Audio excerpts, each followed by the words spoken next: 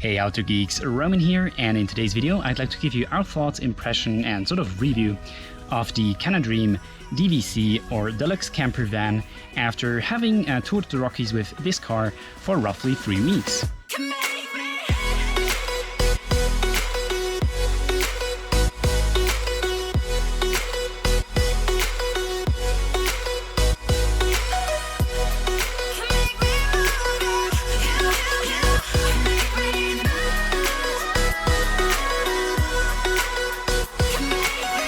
Now, before jumping right into the video, I'd like to mention that we haven't been sponsored by Canadream at all.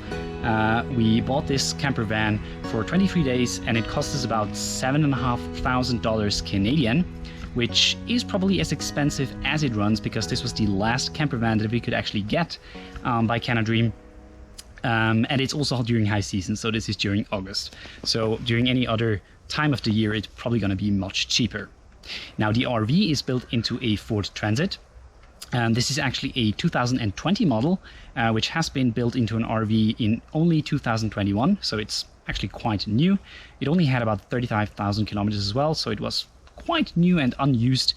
It is 3.70 meters tall and 6.50 meters long, but it basically drives almost like a regular car. Obviously, braking takes a bit longer because it's quite heavy.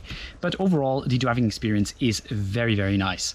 Now, one of the big pros, and probably also the reason why you might also want to consider getting this camper van for your trip, is the relatively large bed. So this is 2 meters times 1.80 meters. It's basically not an actual bed, it's the sofa that kind of extend into a bed. And you should note that it's not sort of one mattress that the bed is made up of, but it's rather individual cushions from the sides that you have to kind of lay out flat. But nonetheless, it's a very comfortable bed for an RV and very large, so you should be good in that department.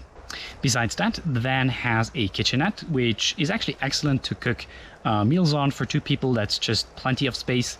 It has a relatively large fridge, in fact, which actually suits a lot of food, and also a really big freezer. So if you have frozen goods, then this is just great. Moreover, the kitchen has quite a lot of drawers, so you can really store a lot of food and a lot of kitchen utensils in the kitchen. The trash bin, or rather the trash drawer, is a bit annoying, or was a bit on our camper van, because it didn't really close well. But regardless, the storage space in the kitchen is absolutely excellent. Now, you get a double gas burner as well as a small sink, which you can actually also cover up. Just note that this covering slab is super heavy and you should make sure it doesn't fall down, because otherwise you'll probably damage your RV. But overall, I think the kitchen is extremely well equipped and is very spacious for such a small RV. Other than that, it also has a toilet as well as a shower, which in theory is great. However, this is one of the pain points when it comes to this van, and that is that the gray and black water tanks really don't live up to the standard of a off-grid living camper van. Basically, if 2 of you take a very brief shower, then the gray water tank is essentially already full. Or in other words, you cannot really clean dishes inside, because otherwise the gray water tank is also already full. Which is actually quite surprising, because it has a really large freshwater tank of 107 liters. It appears that the gray water is only maybe 30 to 40 liters, so it's super quickly full, and you'll have to find the sandy dump station unless you got full hookup, which here in Canada we haven't really seen many campgrounds to actually support. Now, while talking about the full hookup, here's another thing that you should definitely keep in mind when renting this van and going on a road trip through Canada, and that is that you should make sure that your campgrounds have electricity. The camper van does have 2 batteries, so one for the car and one for the RV side of things, so sort of your fridge, your carbon monoxide detector runs on the battery, so if your battery is dead, you don't have that, which is not great. And then all of the lights as well, they're also for the RV battery. But unfortunately, that battery isn't particularly large. So the first evening, we turned on all the lights, we had a nice meal, and in the morning, the battery was basically dead. It was also relatively cold, so it just disconnected, and it wasn't really dead. But yeah, that's just something you should keep in mind. Book early, very early, and make sure you have the 30 amp power. with your campground.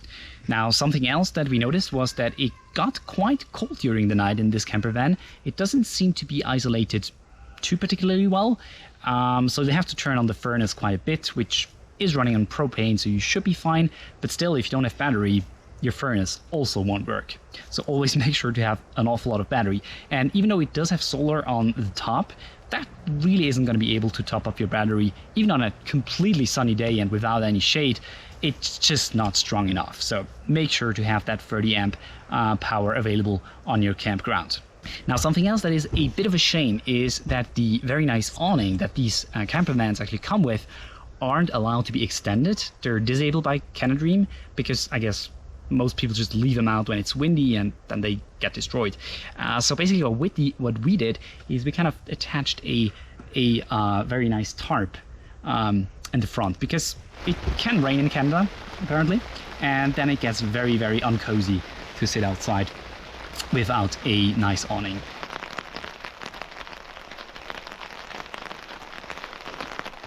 Now, for us, buying the unlimited generator use really wasn't worth it, because we only ran it for 9 hours and it cost $50. It's $3.50 per hour, so you can calculate that the math doesn't add up there.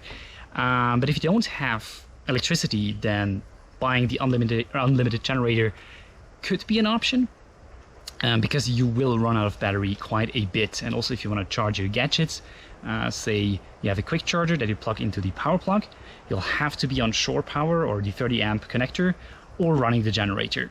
Now, in terms of the driving experience, this is actually quite a good driving experience.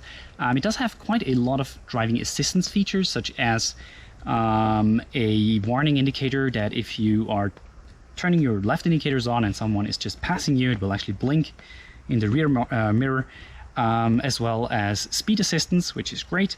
It doesn't have distance assistance, so it doesn't kind of adjust to the car in front of you. And it also has lane assistance, which basically is useless. It goes out of the lane and then goes back. So you kind of have to steer. But other than that, the electronic assistance feature, like the distance sensor in the front and the back, they're just great. As well as it actually has a rear-facing camera when you reverse, and has really large field of view. Unless the sun is directly glaring into it, it's actually a super great feature. Now, finally, let's talk about storage. And I think this is actually one thing that this van does pretty well. It has an awful lot of storage. You have a lot of storage for your clothes and for your electronics and for maps and your backpacks. It obviously also has the trunk, which, if the bed is fully extended, isn't amazingly big, but it does fit like 2 camping chairs and 1 small suitcase, as well as the charging cable, as well as the water hose. But other than that, it's really great in terms of the storage capacity.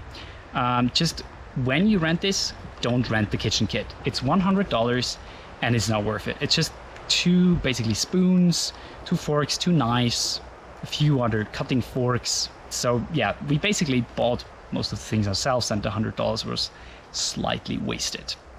But that's basically all I have to say about this van. It's actually a lot of fun to drive. It's great to sleep in. It doesn't have the greatest tanks, doesn't have the greatest battery, but if you have full hookup or just 30 amps, then this is an amazing experience, and it's much more fun to drive than one of these huge RVs that you see on the roads. But yeah, that's it for today. I hope you enjoyed this video, and if you did, leave a like and subscribe for more videos outdoorsy like these. Have a fantastic day, and hopefully until the next one. Peace.